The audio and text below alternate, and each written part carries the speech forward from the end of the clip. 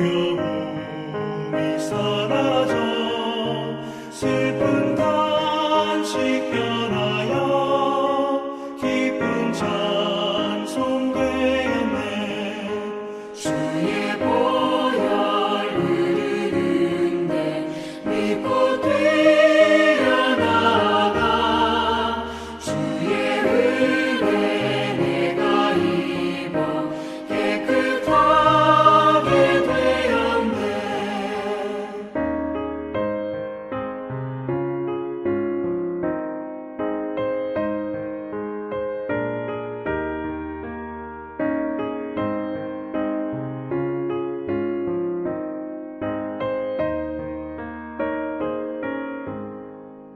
세상 무비 영화와 즐겨하던 모든 것 주를 믿는 내게는 불도만도 못하다.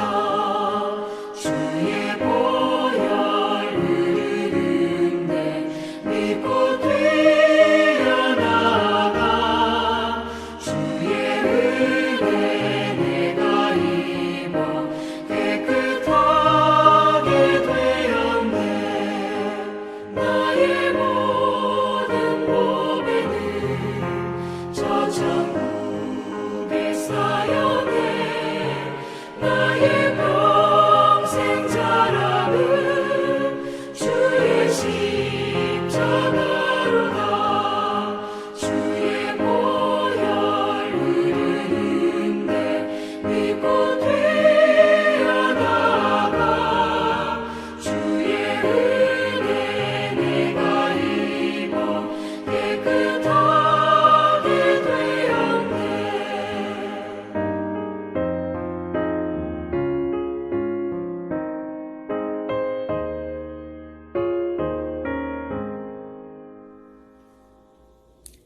우리의 생사복을 주관하시는 하나님 아버지, 은혜와 사랑을 감사드립니다.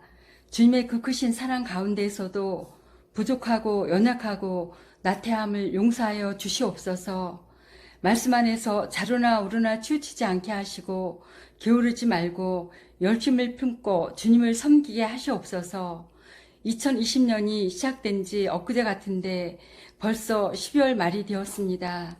지금까지 인도하신 주님께 감사드립니다. 코로나로 인하여 하나님의 은혜가 간절히 필요한 시기입니다. 혼란과 어려움 중에서도 말씀만이 우리의 희망과 이로됨을 감사하며 90일 성경 통독으로 승리하게 하심을 감사드립니다. 하루빨리 코로나가 종식되게 하여 주시옵소서. 한 해를 되돌아보며 오늘도 주님의 인도 가운데 승리하며 살아가기를 원합니다. 이 나라 이 민족을 함께 하시옵소서. 이정자들이 진정으로 국민을 위한 정치를 하시고 서로를 배려하고 화합과 협력으로 하나님을 경외하는 나라가 되게 하여 주시옵소서. 우리 만수교회를 함께 하시옵소서. 어려운 상황 속에서도 믿음으로 승리하는 교회, 주 안에서 자랑거리가 넘치는 교회 되게 하시옵소서. 교회의 일정이 함께 하시고 은혜 가운데 주님 영광 나타나게 하시옵소서. 성유한 담임 목사님, 늘 영육 간의 강건함과 말씀의 능력과 지혜를 주시옵소서. 부목사님, 전도사님께도 건강과 총명과 명철을 주셔서 맡은 사명 잘 감당하게 하시옵소서. 이 시간 말씀 전하시는 권민영 목사님, 내 딸아 두려워하지 말라의 제목으로 말씀 전하실 때 성령의 능력으로 충만하게 하시옵소서. 오늘도 코로나로 인하여 영상 예배 드리는 성도님들 말씀으로 큰 은혜 받게 하시옵소서. 어디서나 피곤치 않고 건강한 생활이 되게 하시고 오직 주님의 은혜에 감사하게 하시옵소서. 예수님 이름으로 기도드리옵나이다. 아멘. 룻기 3장. 보아스가 먹고 마시고 마음이 즐거워 가서 곡식 단더미의 끝에 눕는지라. 룻이 가만히 가서 그의 발치 이불을 들고 거기 누웠더라. 밤중에 그가 놀라 몸을 돌이켜 본즉 한 여인이 자기 발치에 누워 있는지라. 이르되 네가 누구냐 하니 대답하되 나는 당신의 여종 루시오니 당신의 옷자락을 펴 당신의 여종을 덮으소서. 이는 당신이 기업을 물을 자가 됨이니이다 하니 그가 이르되 내 딸아 여호와께서 내게 복 주시기를 원하노라. 내가 가난하건 부하건 젊은 자를 따르지 아니하였으니 내가 베푼 이내가 처음보다 나중이 더하도다. 그리고 이제 내 딸아 두려워하지 말라. 내가 내 말대로 내게 다 행하리라. 내가 현숙한 여자인 줄을 나의 성읍 백성이 다 아느니라. 참으로 나는 기업을 모를 자이나 기업 모를 자로서 나보다 더 가까운 사람이 있으니 이 밤에 여기서 머무르라. 아침에 그가 기업 모를 자의 책임을 내게 이행하려 하면 좋으니 그가 그 기업 모를 자의 책임을 행할 것이니라. 만일 그가 기업 모를 자의 책임을 내게 이행하기를 기뻐하지 아니하면 여호와께서 살아계심을 두고 맹세하노니 내가 기업 모를 자의 책임을 내게 이행하리라. 아침까지 누워 있을지니라 하는지라. 할렐루야. 이 시간 이 영상을 시청하는 모든 분들을 주님의 이름으로 환영하고 축복합니다. 우리 주님의 사랑과 은총이 이 시간 우리 모두 가운데 함께 하시기를 주님의 이름으로 축원합니다. 지난 시간에는 룻기 2장의 말씀 가운데에서 특별히 룻이 보아스를 만나게 되는 그 장면을 함께 살펴보면서 주님의 은혜를 생각해보는 시간을 가졌습니다. 시어머니를 따라서 죽은 남편의 고향에 오게 된 이 룻의 형편이 어떠했습니까? 유대 집안에 시집을 와서 베들레헴에 살고 있었지만 사람들에게 룻은 여전히 모압 소녀였을 뿐이었다고 했습니다. 가진 것이 없어서 남의 밭에 떨어진 그 이삭을 주워서 먹고 살아야 했던 그런 어려운 형편이었습니다. 그야말로 가진 것도 없고 기댈 곳도 없었던 참으로 외롭고 불쌍한 여인이 바로 룻이었다는 것이죠. 그런데 그랬던 이 룻이 보아스를 만나게 됩니다. 그리고 보아스로부터 정말 상상하지조차 못했던 큰 은혜를 받게 되는 것이죠. 보아스가 룻에게 베푼 은혜를 세 가지로 이야기했습니다. 첫 번째로는 먼저 이삭을 주우러 다른 밭으로 가지 말라고 했습니다. 다른 밭에 가지 않더라도 이 밭에서도 충분히 얻을 수 있도록 해주겠다고 어떤 경제적인 안정을, 그런 축복을 약속해 준 것이죠. 또한 나의 소녀들과 함께 있으라 라고 했습니다. 아는 사람이라고는 정말 시어머니 하나밖에 없었던, 너무나도 외로웠던 룻에게 또래 친구들을 붙여주었다는 것이죠. 외롭지 않도록 친구가 되어주는 그런 은혜가 있었다 하는 것입니다. 그리고 마지막으로 소년들에게 명령하여 너를 건드리지 말라고 하였다고, 목이 마르거든 소년들이 길어온 물을 마시라고 했습니다. 룻이 밭에서 이삭을 줄 때에 혹시라도 저 사람이 나를 어떻게 하지는 않을까, 해코지하지는 않을까 두려워하면서 바라봤을 그 소년들이 이제는 룻이 목마를 때 그 물을 가져다가 마실 수 있게 되는 그런 도움의 손길로 변화되게 되었다는 것이죠. 이러한 보아스의 모습 속에서 정말 우리는 주님의 은혜를 발견하게 됩니다. 항상 부족하고 또 모자라서 이리저리 헤매이는 우리를 붙잡아 주시고 주님 한 분만으로 만족하게 해주시는 그 은혜가 있다는 것입니다. 힘든 세상 가운데에서 지치고 외로웠던 우리에게 다가오셔서 위로해 주시고 또 친구가 되어주시는 주님의 그 은혜, 그리고 우리를 두렵게 하던 이 세상의 모든 위험들을 오히려 도움의 손길로 바꾸어 주시는 그 은혜가 있더라 하는 것이죠. 그 모든 은혜를 충만하게 누리는 저와 여러분이 되시기를 주님의 이름으로 축원합니다. 그래서 이제 룻기 2장의 마지막 절인 23절을 보면은요, 이에 룻이 보아스의 소녀들에게 가까이 있어서 보리추수와 밀추수를 마치기까지 이삭을 주우며 그의 시어머니와 함께 거주하니라 라고 했습니다.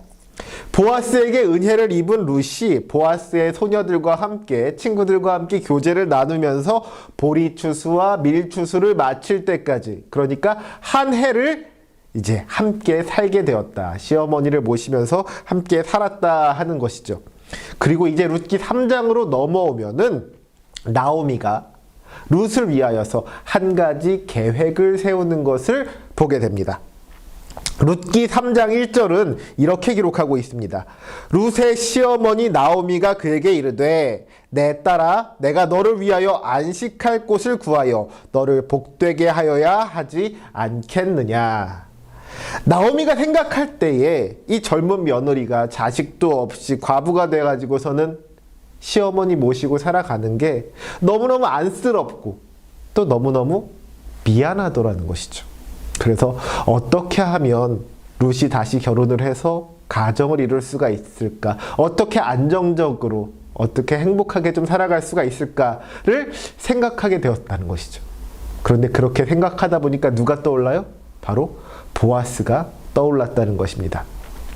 이 부분을 잘 이해하기 위해서는 이 기업 물을 자라는 것에 대해서 알아야만 합니다. 룻기 2장 20절을 보면은요, 룻이 보아스를 만나고 와서 나오미에게 와서는 어떤 일이 있었는지, 이렇게 오늘 어떤 일이 있었는지를 다 이렇게 얘기하는데, 보아스가 자기에게 어떤 은혜를 베풀었는지를 다 이렇게 얘기를 하는데, 그러니까 나오미가 보아스를 축복하면서 룻에게 알려주기를 그 사람은 우리와 가까우니 우리 기업을 물을 자 중에 하나이니라 하고 말하는 것을 볼 수가 있습니다. 옛날 이스라엘 사람들은 이 가까운 친척들을 특별히 기업 물을 자라고 했어요. 이 히브리어로는 고엘이라고 했는데요. 이 기업을 물을 자에게는 4가지 의무가 있었습니다. 첫 번째로는요, 형편이 어려워져서 그 땅을 팔게 되었을 때에 그 땅을 다시 되찾게 할 그런 의무. 이게 바로 이제 기업을 물을 자라는 이 말에 가장 어울리는 뜻이죠. 형편이 어려워져서 가난해져서 땅을 팔았을 때에 그 땅을 대신 사올 수 있는 그 사람들이 바로 이 기업을 물을 자였다는 것입니다. 그런데 이것 말고도 이 고엘, 기업 물을 자에게는 3가지 다른 의무가 더 있었는데, 그것은 무엇이냐? 빚을 지고 종이 되었을 때에 그 빚을 갚아주고 종살이에서 해방시켜줄 의무, 그 의무가 또 있었고요. 또 다른 것으로는 과부와 혼인하여서 자식을 낳게 해줄 의무, 대를 잇게 해줄 의무, 그런 의무가 또 있었다는 것이죠. 마지막 4번째로는 이 사람이 억울하게 죽임을 당하였을 때에 그 원수를 갚아줄 의무. 이렇게 해서 4가지의 의무가 이 기업을 물을 자에게 있었더라 하는 것입니다. 그 옛날에 지금처럼 어떤 공권력이 제대로 세워져 있기 이전에, 그것도 아직 왕이 없어서 사람들이 각기 소견에 옳은 대로 행했던 그 사사시대에 어려운 일을 당하거나 혹은 억울한 일을 당하면은 누가 나를 도와줄 수가 있겠습니까? 그래도 나를 도와주고 나를 지켜줄 수 있는 사람, 나에게 힘이 되어줄 수 있는 사람은 결국 가까운 친척들, 가까운 친족들밖에 없더라는 것이죠. 그래서 그 친척들의 어려움을 두고 보지 말아라. 그들의 땅을 되찾아오고 혹시라도 종이 되었다면 그 종살이에서 해방시켜주고 대를 이어주고 또 원수를 갚아줘라 하는 것을 이 고엘, 기업 물을 자라는 제도를 통해서 만들어 놓았다 하는 거예요. 그래서 이제 나오미가 우리 불쌍한 며느리 어떻게 하면 좋을까? 어떻게 하면 우리 며느리를 좀 행복하게 할 수가 있을까? 하고 생각하다가 보니까 이 보아스가 기업을 물을 자다 하는 것이 떠올랐다는 거예요. 그러고서는 기업 물을 자로서 과부와 혼인하여 자식을 낳아줄 그 의무를 지키라고 하면 되겠구나 하고 생각하게 된 것이죠.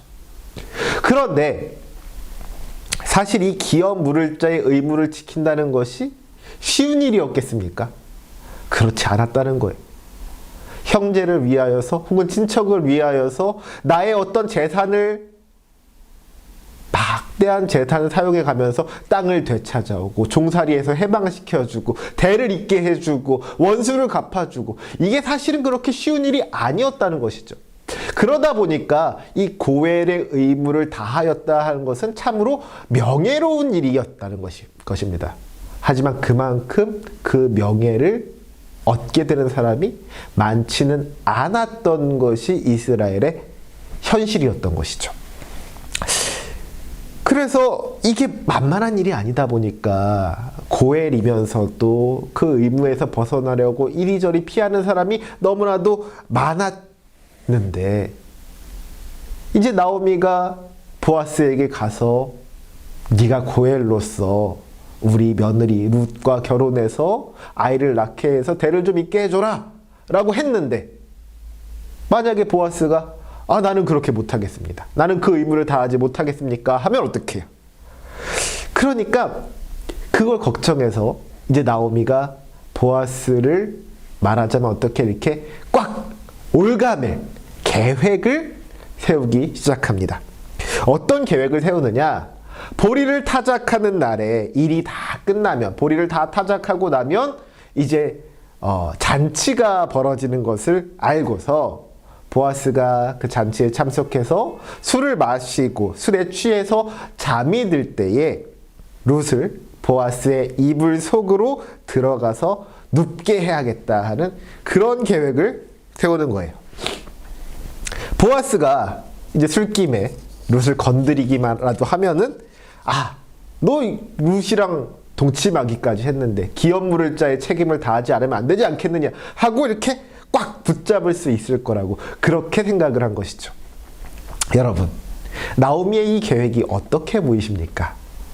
사실 우리의 생각으로 보면은 나오미의 이 계획이 너무나도 세속적이고 너무나도 인간적이고 참 신앙적이지 못한 것처럼 보이는 것이 사실입니다.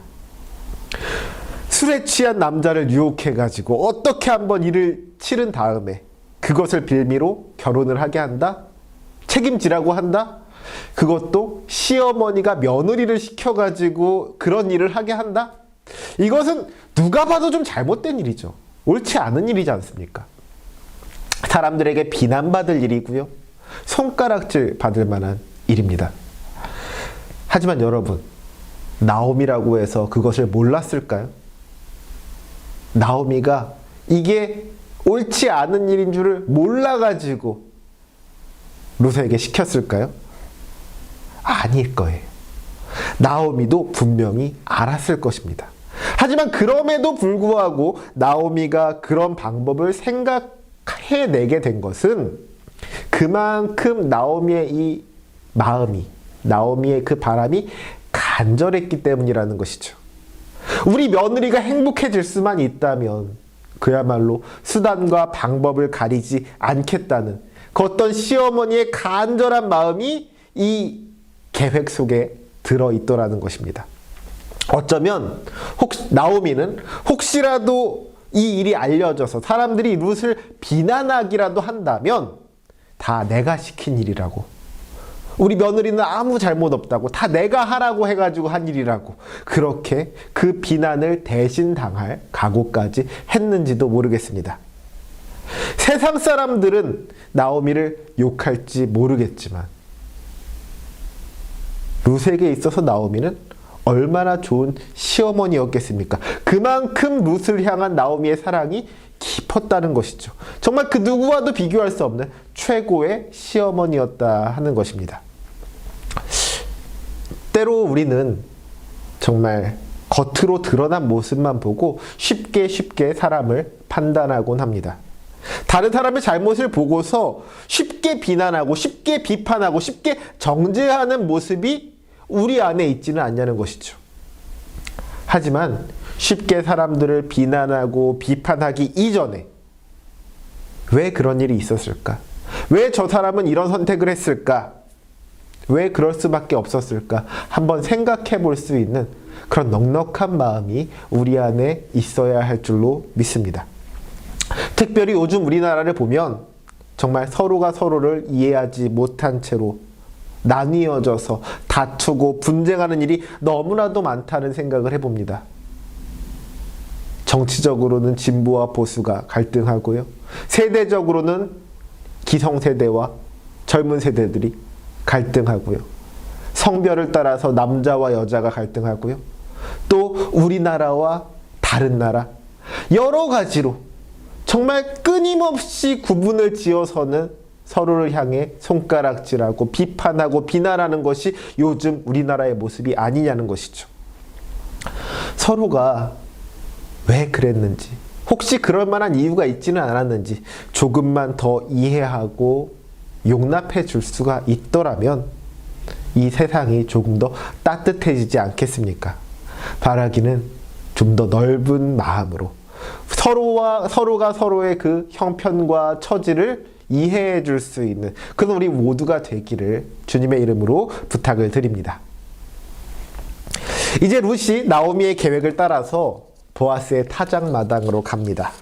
그 밤에 보아스가 먹고 마시고 마음이 즐거워서는 곡식단 더미 끝에 누워서 잠을 자는데 룻이 가만히 가서는 보아스의 발치 이불을 들고 거기에 누웠다고 했습니다. 그리고 이제 보아스가 잠을 자다가 깼는데 웬 여자가 그 이불 안에 있는 거예요. 자기 이불 발치에 있는 거예요. 그래가지고 보아스가 깜짝 놀라가지고서는 내가 누구냐? 하고 물었더니 룻이 이렇게 대답합니다.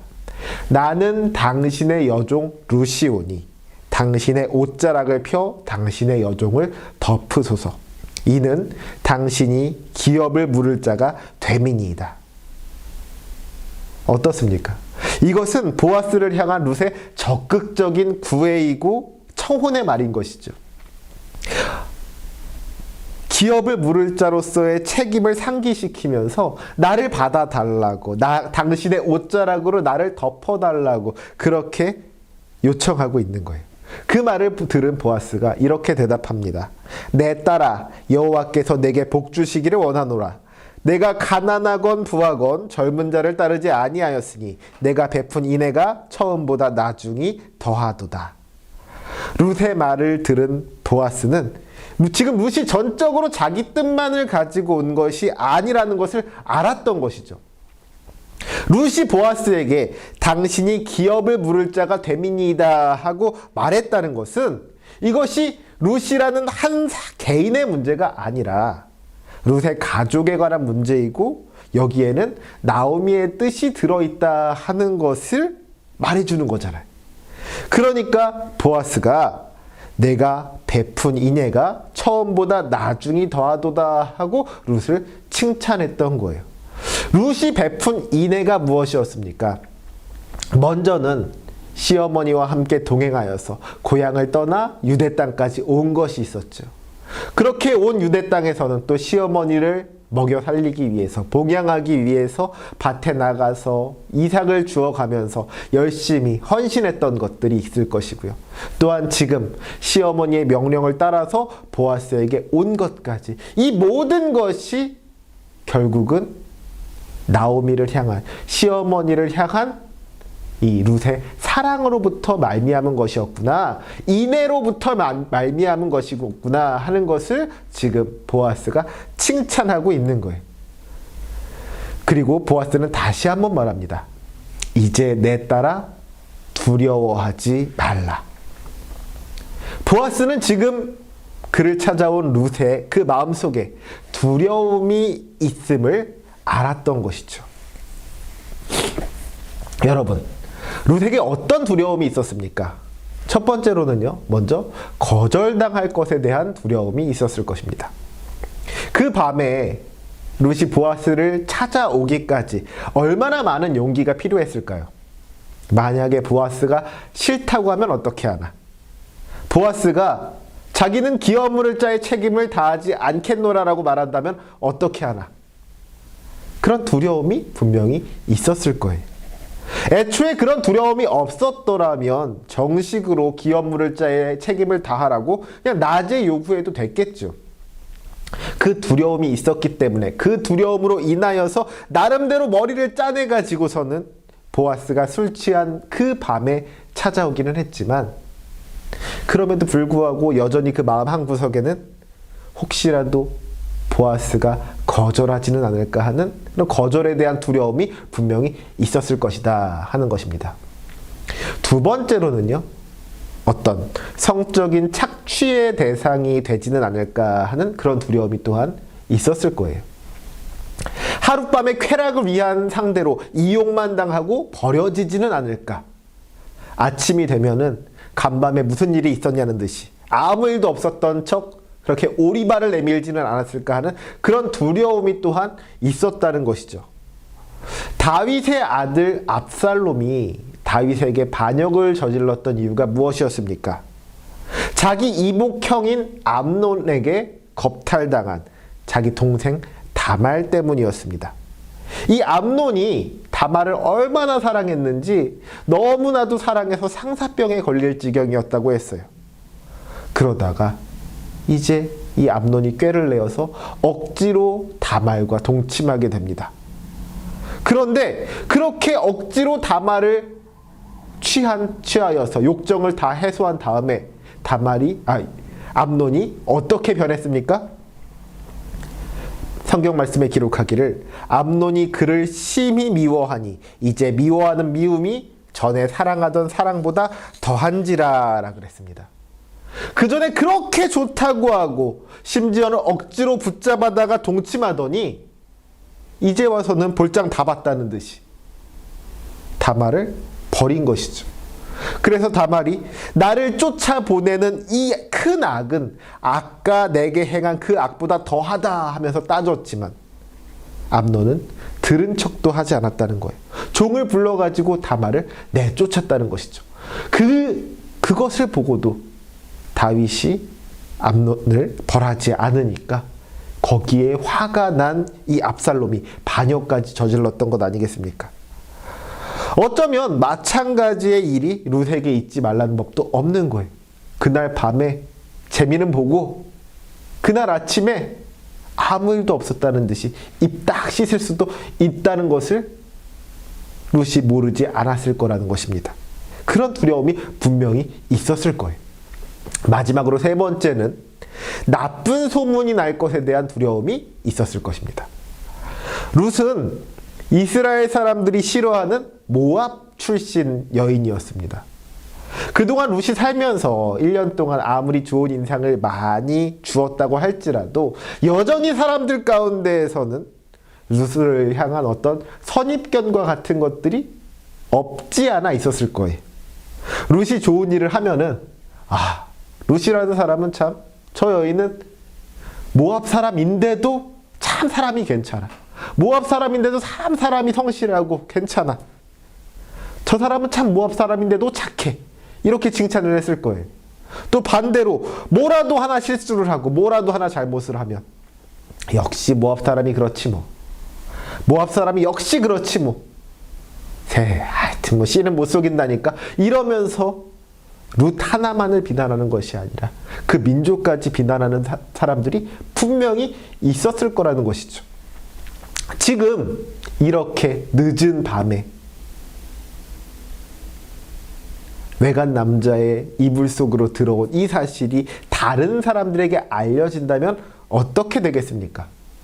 저 모압에서 온 과부가 밤중에 남자 이불 속으로 기어 들어가더라고. 세상에 저렇게 음란하고 음탕할 수가 있느냐고.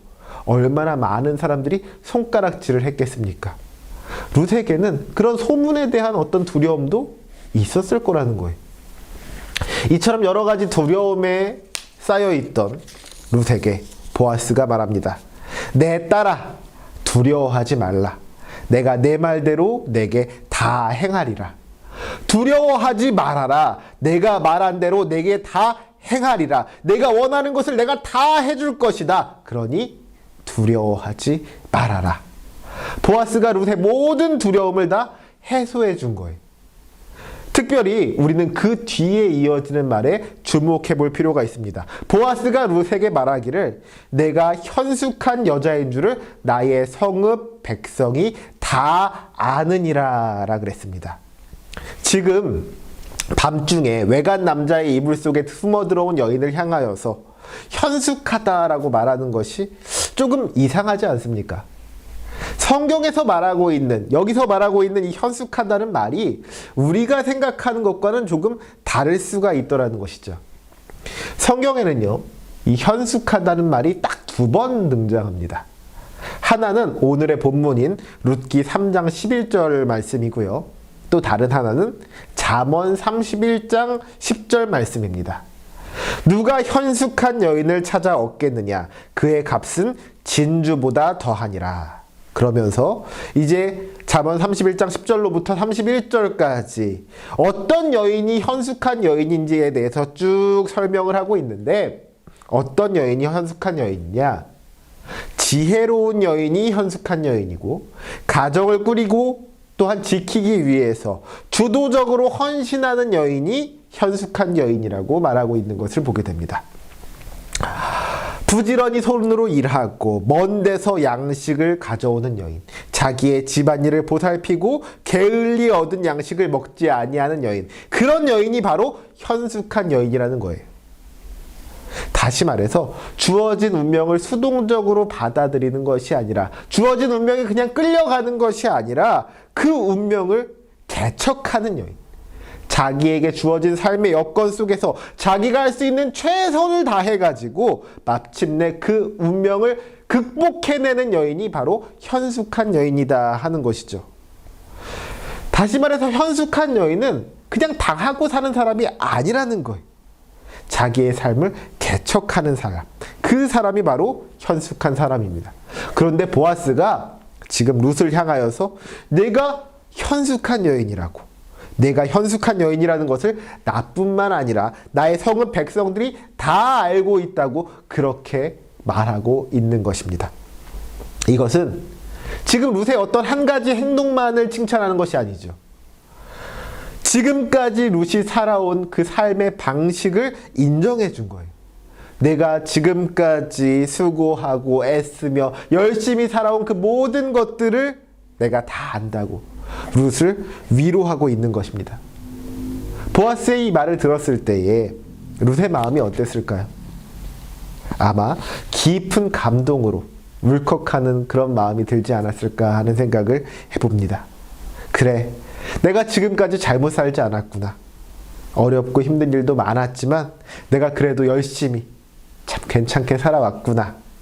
마음속에 그 모든 걱정과 두려움이 사라지고 벅찬 감격이 그 마음을 가득 채웠을 것이라는 것이죠. 이러한 룻과 보아스와의 그 관계 속에서 우리는 하나님과 우리와의 관계를 생각하게 됩니다. 여러분이 지금 만약에 하나님 앞에 서게 된다면 어떠실 것 같으신가요? 물론 내가 사랑하는 우리 주님 드디어 만날 수가 있게 되었다 하는 그런 기쁜 마음, 감격스러운 마음, 너무나도 행복한 마음이 있을 거예요. 하지만 그와 동시에 한편으로는 불안한 마음이 있음을 부정할 수가 없을 것입니다.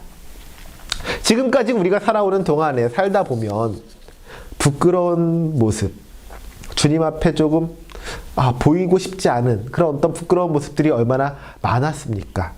때로는 유혹에 흔들린 적도 있었을 것이고요.